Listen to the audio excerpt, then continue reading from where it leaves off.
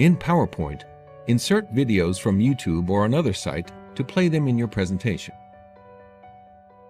In your browser, locate the video you want.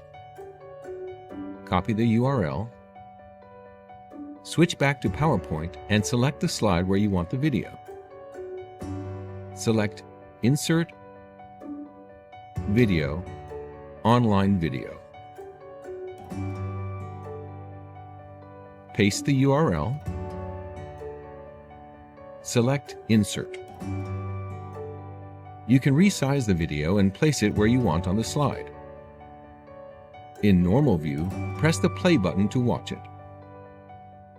In slideshow, play and pause the video just like you would in a browser. By default, videos play in click sequence.